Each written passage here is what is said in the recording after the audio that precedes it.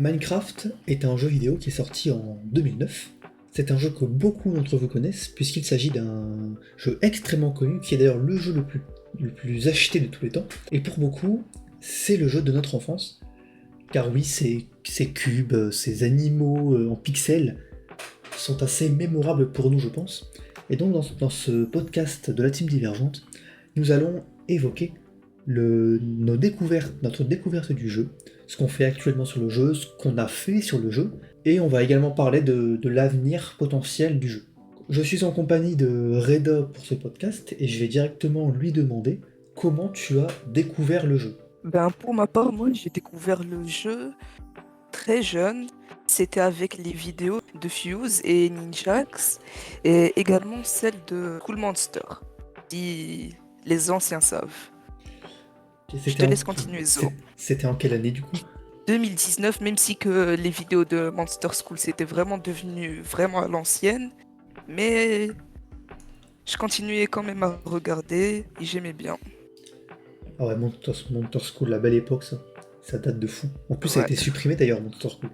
Monster School, j'y arrive. ouais, C'est c'est supprimé. dommage. Ouais, c'est dommage, parce que c'était vraiment génial. Je pense que tout le monde a déjà regardé au moins une vidéo de Monster School. Enfin, le nom du mec, je sais plus comment ça s'appelle, c'est Willy quelque chose. Monster School, c'est vraiment une dinguerie. C'était une belle époque. C'était un peu pourrave, mais en vrai, pour l'époque, c'était quand même très sympa. Ouais. C'était génial. Alors, pour ma part, j'ai découvert le jeu en 2013-2014, je sais plus précisément. Mais je sais que c'était pour la sortie de la Xbox One, où j'avais eu le jeu. J'avais eu la Xbox et j'avais eu le jeu, j'avais eu Minecraft avec. Et à la base, je connaissais pas du tout le jeu. J'avais entendu le nom, mais j'avais jamais joué. Et j'ai joué, et je me suis rendu compte que c'est un jeu incroyable. Ça devait être à l'époque de la 1. Peut-être 1.6.4 ou 1.7.10, je sais plus. C'est l'un des deux. Mais en tout cas, le jeu était vraiment bien. Donc après, c'était sur Xbox, hein, donc c'était pas un jeu très. C'était pas comme sur PC. Mais oui, le jeu était vraiment incroyable. Je découvrais pour la première fois les creepers avec leur explosion. Ça faisait peur de fou. Donc ouais, et après j'ai découvert pas mal de contenu sur YouTube, notamment grâce aux vidéos de Furious Jumper comme à l'époque. Car avant qu'il devienne un youtubeur Roblox, c'était un youtubeur Minecraft certainement le plus connu de France d'ailleurs, je pense. Ah, non, il y avait Sifano quand même. En tout cas pour les jeunes, c'était certainement lui. Ouais, Sifano c'était peut-être plus pour les. Peut-être plus pour des ados. Mais ouais. Furious Jumper en tout cas pour les gosses, c'était certainement le meilleur en France. Certainement. Non, pour moi, Fuse Jumper, j'ai jamais vraiment aimé son contenu, mais pour moi, je regardais aussi les vidéos de The Guild 84 et, et Ouais. d'autres, je m'en rappelle plus vraiment. Ouais, Mais en fait, il y a eu un peu des airs dans le YouTube un peu Minecraft. Il ouais, y a eu un peu l'ère Furious Jumper avec, et après l'ère des Patrick un peu. Genre Sifano et Pierre, etc. Il y avait un peu des teams divisés. Les Patrick, c'est les je sais plus quoi. Je sais plus quoi, c'était quoi les noms. Mais il y avait aussi Furious Jumper qui faisait des vidéos un peu plus pour les enfants. Tu sais, il y avait Oxylac, à l'époque, ils faisaient un peu un bon duo. Maintenant, ils font plus rien ensemble. Ce qui est dommage d'ailleurs. Après, il y avait qui d'autre? Il y avait Poppy Games. Ça là, c'est des noms, frère, ils ressortent de je sais pas où. Agent GB aussi, mais ça, c'est pas vraiment la même team. Agent GB, c'était un peu la mode aussi. Frigel, Sifano, évidemment. New Titeuf aussi faisait des vidéos sur Minecraft. Il en faisait aussi. Mais ouais, cette ère-là, ça a un peu duré jusque 2019, justement. Peut-être 2018-2019. Et après, il y a eu un peu l'ère Fuse 3 qui est arrivée. Et ouais, l'ère avec un peu The Gay 84 et tout. Le Dramalib qui est arrivé pendant le confinement, d'ailleurs. et il y avait aussi APR. Et Pierre, C'était évidemment. vraiment, ouais, évidemment, pour moi, c'était le meilleur YouTuber Minecraft à l'ancienne. Pour moi. Et Pierre, ouais, j'avais vu, en fait, il était super connu pour son let's play mécanique, je crois. C'était ça qu'on l'appelait. Ouais. Mais ouais, j'avais pas regardé. Mais ça avait l'air super intéressant. Mais pour l'époque, ça devrait être vraiment incroyable de faire ça. Mais j'ai jamais vu. Enfin, je suis né un peu trop tard pour ça. Enfin, j'ai découvert Minecraft trop tard. Mais ouais, pour l'époque, ça devrait être vraiment incroyable de faire ça. On va enchaîner sur un autre thème par rapport à Minecraft, c'est ce qu'on a fait sur le jeu, car oui, Minecraft c'est un jeu qui est extrêmement diversifié, où il y a Diversé. énormément de choses à faire. Ouais, c'est ça, où il y a énormément de choses à faire. Et donc on va se demander maintenant, qu'est-ce qu'on a fait sur le jeu jusqu'à aujourd'hui. Non, attends. Donc, donc on va se demander qu'est-ce qu'on a fait sur le jeu jusqu'à aujourd'hui. Donc pour ma part par exemple, après avoir joué sur Xbox pendant des années, donc c'était surtout de la survie du créa, hein, il n'y avait rien d'autre. Je me suis mis à jouer sur PC, donc après j'ai découvert les serveurs PvP Faction. Donc à l'époque, il y avait déjà Palladium à l'époque, mais j'avais pas Minecraft, mais j'avais pas Premium. Donc je jouais sur des serveurs craqués en fait, des serveurs craqués avec des launchers. Donc à l'époque, il y avait Cryptonia. Donc ça, c'est un vieux nom, hein. Je crois que ça n'existe plus. Il y a Skill Ouais, PVP aussi, je même sais moi, pas si je ça existe. connais pas. Ouais, non. Il y avait Skill PVP, ça c'était connu. Mais je sais pas si ça existe encore, mais c'était super connu. Il y avait K-Faction aussi, super connu aussi. Et après, je crois qu'il n'y en a plus vraiment de connus, j'en ai pas en tête en tout cas. Non, je crois qu'il n'y en a plus, j'en vois pas de connus en tout cas. Mais ouais, mais après Palladium, j'y ai joué beaucoup plus tard. C'était en 2019, je pense. 2019. Bah, allez, justement, à l'ère où Fuse a commencé à être vraiment connu. Et j'ai découvert Palladium. J'y ai joué pendant hyper longtemps. Genre jusque 2000. C'était jusque ce que je suis en première. Donc c'était en 2022. Sûrement jusque 2022. Et j'ai fini par arrêter parce que le serveur était hyper toxique. Et la communauté là chez Palladium, c'est vraiment une dinguerie à quel point elle est toxique, c'est insupportable. Donc un conseil d'ailleurs pour ceux qui veulent jouer à Palladium, faites attention. Soyez prêts mentalement. Surtout parce que les gens là-bas sont extrêmement. On va dire que c'est un peu des fous furieux. Donc faites attention. Voilà. Et du coup pour toi Reda, Pour ma part, moi, je jouais un peu plus en survie, un peu en créatif. Genre, je m'amusais à construire des maisons en diamant et tout ça.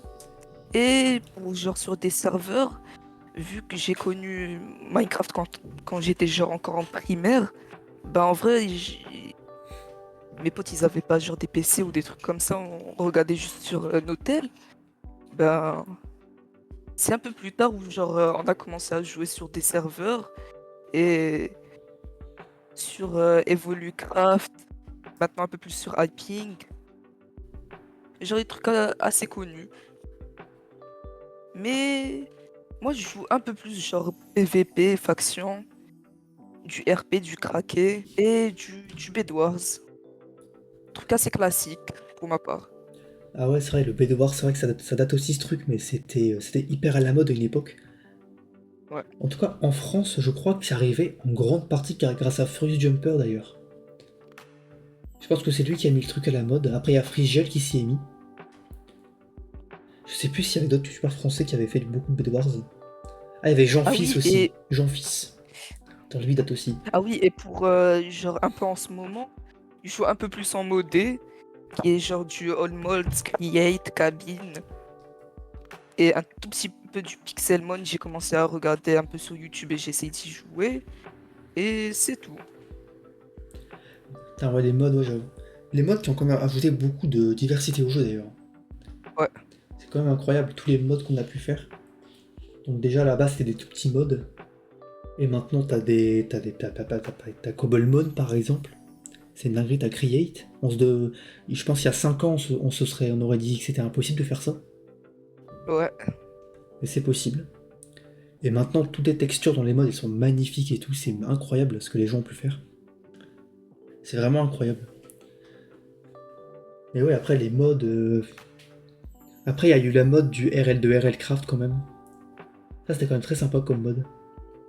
Bon, c'était super dur. C'était Ah oui, super ouais, compliqué. mais genre ça change vraiment complètement le jeu, ça. Ça change Mais complètement le pour jeu, ma ouais. part, j'ai jamais vraiment joué.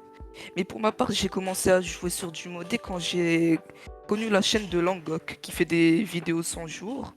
Ah oui, je connais. Comme maintenant. Ouais. Comme pour maintenant qui fait un peu plus du 100 jours, genre comme maintenant dans le Nether, sur seulement une île, sur la mer, qui fait du contenu vraiment Mhm. diversifié pour tout type de contenu. Et c'est tout. Mhm. Ouais, d'ailleurs, t'en as parlé, mais les 100 jours, c'est quand même un concept qui est arrivé il y a pas longtemps. Ouais. Enfin, je dis il y a pas longtemps, mais c'était pendant le confinement, je pense. Mais je crois même que c'est Langok qui a lancé cette manie. Peut-être. Alors, je sais que celui qui a vraiment mis le truc à la mode, c'est l'entre du maître. Ah non, je connais vraiment pas. Tu connais pas l'entre du maître? Non. Je pense que c'est le youtubeur mais français qui a mis à la mode le système des 100 jours, sur Minecraft en tout cas. Je sais pas s'il y en a un autre, et Langok peut-être. Ouais, je pense que c'est vraiment l'entre du maître qui a mis le truc à la mode quoi. Je pense que c'est vraiment l'entre du maître. Donc l'entre du maître, ouais, Ok. c'était. En fait, il était même pas connu, personne ne le connaissait. Je crois il a même pas créé sa chaîne en plus. Il a créé une chaîne YouTube. Ou en tout cas, il avait peut-être fait d'autres vidéos avant sur d'autres jeux, mais je connais pas. Il a fait une vidéo 100 jours Minecraft. Donc sachant que la miniature est pas ouf non plus, c'est pas dingue non plus ce qu'il a fait. Enfin ce qu'il a fait non. Il y a du bon montage et tout, c'est dynamique. Mais il y a n'importe. Enfin, un youtubeur classique, un bon youtubeur, il le fait facilement quoi. Mais Ouais. pourtant, il a Maintenant, il y créé. a plus de youtubeurs français assez connus qui commencent à le faire, comme Laylo, Minska, même Fuse, je crois qu'il en avait fait avant. Fuse, ouais. Ouais, mais c'était pas comme. Pas trop. Mais alors que l'entre du maître, c'est vraiment son concept, quoi. Il a vraiment créé les 100 jours, c'est son concept. Enfin, il a pas créé, mais il a amené le concept en France. Il a fait le concept, il a vraiment été connu grâce à ça, ouais. Donc après, ouais, il a fait juste un concept 100 jours Minecraft hardcore. Après, ouais, il a fait 200 jours, 300 jours, 1000 jours à un moment, je crois. Et après, il a fait sur d'autres, jeux. Je crois qu'il a fait sur Stardew Valley. Stardew Valley, bon, je sais qu'ils connaissent pas. C'est un jeu de farm un peu, je sais pas trop comment expliquer. Mais c'est un peu Minecraft en 2D pour faire simple. C'est un peu Terraria, mais Un peu comme, c'est un peu Terraria, mais en moins plus restrictif, je dirais. un peu comme Satisfactory. Peut-être un peu, mais pour faire simple, c'est un peu ça. C'est un peu un mélange entre Satisfactory et Terraria. Pour faire très simple, hein, c'est vraiment très très simple. Ok. C'est un jeu un peu de farm. Farm, c'est pas vraiment la survie, c'est du farm. Mais bon. Du coup, après, après, il y a eu des mods aussi, en super flat, il y a eu ça, un peu la mode aussi. Et après, ouais, il y a d'autres youtubeurs qui ont repris le concept. Fuse 3, il y a Pokédraco aussi qui a repris le concept. Il y avait Langok, évidemment, on en a parlé. Il y avait. Même le C'est qui en faisait plein? Il y en a un, il en fait plein. C'était. Victor, il l'a fait aussi. Les nouveaux youtubeurs, ils ont fait genre Laylo, Multicore, Laylo et tout, Natop. Je crois qu'il en a fait un aussi. La nouvelle génération a un peu repris le concept. On va se poser une dernière question qui est de ce qu'on pense de ce que Minecraft deviendra à l'avenir. Et aussi, est-ce que on aura toujours la même envie de expérience jouer de au jeu. jeu? Est-ce qu'on aimera toujours le jeu? Redo, je te laisse commencer si tu veux. Pour T'inquiète. moi, je crois que ça fait déjà plus de 16 ans que le jeu il n'a pas vraiment beaucoup changé, mais je crois que l'envie des joueurs de jouer, de s'amuser avec ses potes, ça va pas vraiment beaucoup changer comme genre sur les survies, car même si le jeu il change beaucoup ces derniers temps avec les dernières mises à jour, même si, bof, environ dans 10 ans, quelque chose comme ça, il va pas vraiment beaucoup changer pour ma part. Ouais, je suis assez d'accord. Je pense que après, il y a quand même pas mal de mises à jour quand même, faut le dire. Il y a quand même des mises à jour qui ajoutent pas mal de contenu. Quand on compare à des jeux comme Rocket League, franchement, je pense qu'on peut pas vraiment se plaindre. Ça, c'est une petite balle perdue. Mais franchement, le jeu se renouvelle quand même pas trop mal. Franchement, il y a bien pire. Ils font ce qu'il faut, je pense. Je pense qu'ils font suffisamment de boulot pour garder leur communauté. Sauf que les mises à jour sont assez correctes. Il n'y a pas trop de Mais en vrai, changements, mais ça permet quand même de découvrir un peu ouais, les c'est ce nouveautés que et tout. j'allais dire. Et elles sont surtout assez régulières, quoi. Il y en a une par an. Il y a une grosse mise à jour par an. Franchement, je pense que ça suffit largement. Je pense pas qu'il y a besoin de plus. Et pour moi, je préfère me dire, autant faire une grosse mise à jour par an où c'est très qualitatif, pardon, plutôt que de mettre trois mises à jour par an où c'est que de la merde, quoi. Je pense que c'est beaucoup mieux. Ouais. Mais après, comment je vois le jeu peut-être dans 10 ans? Je pense qu'il survivra toujours. Je pense qu'il sera encore là. Je pense qu'il y aura toujours Ouais. autant de joueurs dessus. Mais je pense que ça va faire, en fait, comme les années, comme on l'a vécu il y a pas longtemps, hein. Il y aura juste plein d'autres concepts. Les 100 jours, ça disparaîtra complètement, il y aura plus. Les Bed Wars, déjà les Bed Wars et tout, il y a plus, hein. Plus personne n'en fait. Ouais. Peut-être encore, Même je les crois, il y a serveurs Xen qui en fait Bedwars, encore, mais c'est tout. pour genre les serveurs Bedwars ou les trucs comme ça, ben, Ouais, c'est ça, comme pour maintenant, ils sont devenus déserts. les Il n'y a plus serveurs mini-jeux, personne. ça existe plus. Ah oui. Ouais. Je sais pas si avec Pixel il y a autant de joueurs qu'avant, mais je pense que ça a dû bien baisser quand même. Je pense plus que c'est à la Mais, mode. mais en vrai, pour genre, les nouveaux serveurs, comment dire, c'est Mais là, dans un thème, genre comme dans Pixelmon, Cobblemon, quoi de dire d'autre? bah, Pixelmon Cobblemon, c'est vraiment particulier. C'est pas du tout Minecraft. C'est vraiment très très particulier ces serveurs-là. Euh, Surtout que ces serveurs-là survivent rarement longtemps. ouais, C'est très très dur de faire survivre un serveur Pixelmon parce que les communautés sont extrêmement faibles. Il y a très peu de gens dans les communautés. Et souvent, les seuls moyens de faire survivre un serveur Pixelmon, c'est de mettre une boutique c'est que ce soit extrêmement pay to win. Et il n'y a pas le choix. Car malheureusement, il faut payer les serveurs. Et vu qu'il y a trop peu de joueurs, bah, ils sont obligés de faire des boutiques pay to win pour que les joueurs payent et pour faire survivre le serveur. Quoi. Malheureusement, ça marche pas. ouais. J'ai déjà joué à un serveur Pixelmon où la boutique est magnifique, il n'y a aucun pay to win, c'est juste des skins. Mais le serveur il a pas survécu. Parce qu'ils ne pouvaient pas payer les serveurs parce que personne ne mettait d'argent dedans et c'est normal. Les gens ils payent pas juste pour des skins. Mais c'est logique. Malheureusement, c'est extrêmement chiant les serveurs pay to win, mais malheureusement, bah, y a pas le choix. Donc c'est vrai que c'est un peu dommage. Mais après, ouais, je sais pas par contre, je sais pas si les serveurs Pixelmon et Mais Cobblemon en, résisteront dans 10 ans. Je pense que ce sera beaucoup moins à la mode. Je pense que ce ne le sera plus. En vrai, mais en peut-être pour vrai, les. pour genre les gros serveurs, genre les 2B2T, ou genre où tu peux faire tout ce que tu veux, un peu comme. Ouais, En comment vrai, dire? ça c'est assez spécial aussi. Parce que ça se Ouais, base beaucoup sur la genre tu peux tout nostalgie. faire, genre. Ouais. En fait, Genre le serveur 2B2T, ça fait déjà combien de temps qu'il est actif? bah, je crois que c'est Il y 2011. a C'est ouais, 2011, je crois. Donc ça fait 14 ans. 14 ans. Ça va faire 15 ans l'année prochaine, du coup. Donc ouais, ça fait quand même 11 ans. Et oui, en fait, ça peut revenir à la mode n'importe quand. Il y a ne Ouais. serait-ce qu'un youtubeur qui en parle, ça va revenir à la mode. Non, en vrai, il faut ouais, comme t'as dit, genre il faut qu'un seul gros youtubeur en parle et tout le monde va commencer à vouloir y jouer, vouloir faire la même chose. Ouais, ouais, c'est ça. Ouais. Dans 10 ans, si je joue encore aux jeux vidéo en tout cas, je pense que bah, j'y jouerai encore, mais pas tout le temps non plus. C'est vrai qu'actuellement, j'y joue très rarement. J'y joue uniquement pour des rares occasions, on va dire, juste pour jouer avec des potes. Et je pense que ce sera encore le cas dans 10 ans, quoi. Je pense que ce sera pareil. Après, on sait pas de quoi l'avenir est fait. Hein. C'est la fin de ce podcast. J'espère qu'il vous aura plu. Si c'est le cas, bah, n'hésitez pas à vous abonner, à mettre un petit like, ça nous soutient. Et ça nous aide aussi à battre la team jaune par la même occasion, hein. Ça nous aide aussi.